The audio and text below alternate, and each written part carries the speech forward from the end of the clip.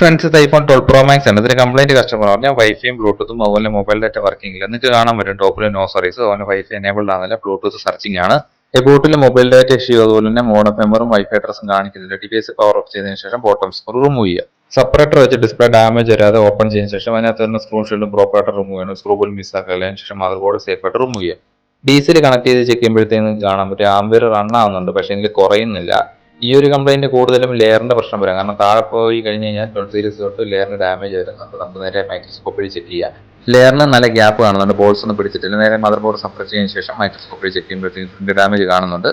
ആദ്യം തന്നെ ഇതിന്റെ ലെയറിൽ വരുന്ന ട്രൈ ഔട്ട് ഉള്ളിലായിട്ട് വിറ്റ് ഉപയോഗിച്ച് നല്ല നീറ്റായിട്ട് ക്ലീൻ ചെയ്യുക. അതുപോലെ RF ബോർഡിൽ അതിനുശേഷം നമുക്ക് ഇതിനകത്ത് മിസ്സിംഗ് ആയ പ്രിന്റ് ട്രേസ് ചെയ്യാം. നേരെ ടെക്സ്റ്റബിൾ ഓപ്പൺ ചെയ്ത് ചെക്ക് ചെയ്യുമ്പോഴത്തേക്കും അതൊരു ചേസി അതുപോലെ വൈഫൈ സീലോട്ടും കാണിക്കുന്നുണ്ട്.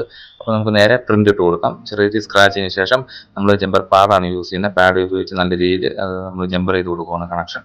അതിനുശേഷം UV മാസ്ക് ചെയ്യണം. ഓൾറെഡി UV കമ്മഴുള്ള ഒരു മീഡിയം കണക്ക് ഇട്ട് അതിനുശേഷം സ്ക്രാച്ച് ചെയ്യുകയാണ്. ഓവർ UV ആയി കഴിഞ്ഞാൽ ഗ്യാപ്പ് വരാൻ ചാൻസ് ഉണ്ട്. നല്ല നീറ്റായിട്ട് ക്ലീൻ ചെയ്യുക. അപ്പോൾ വാല്യൂ കാണിക്കുന്നുണ്ട്. അതിനുശേഷം നമുക്ക് നേരെ മദർ ബോർഡ് ലെയർ റീബോൾ ചെയ്യുകയാണ്.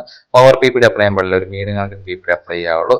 നല്ല നീറ്റായിട്ട് ക്ലീൻ ചെയ്തതിനു ശേഷം നമ്മൾ സ്റ്റെൻസിൽ റിമൂവ് ചെയ്യണം. അപ്പോൾ ഒന്ന് കാണുമ്പോൾ ലെയറിൽ കറക്റ്റായിട്ട് PPD നിന്നിട്ട് പ്രീ കട്ടർ വെച്ച് നമ്മൾ റീബോൾ ചെയ്ത് കൊടുക്കണം ലെയർ. അതിനുശേഷം ഫ്ലക്സ് ആഡ് ചെയ്യുക. ഫ്ലക്സ് ആഡ് ചെയ്ത് മദർ ബോർഡ് ഒന്ന് കൂളാൻ ശേഷം അപ്പർ ലെയറിട്ട് റീകോമ്പിനേഷൻ ചെയ്യുക.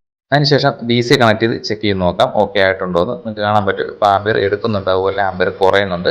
ഏകദേശം ബോർഡ് കണ്ടീഷൻ ഓക്കെ ആയിട്ടെന്ന് നമുക്ക് മനസ്സിലാക്കാൻ പറ്റും. നമുക്കിനി ഡിവൈസ് ഫുള്ളായിട്ട് ക്ലോസ് ചെയ്യാം. ആദ്യം തന്നെ മദർ ബോർഡ് ഡിവൈസിലേക്ക് ഇൻസ്റ്റാൾ ചെയ്യാം.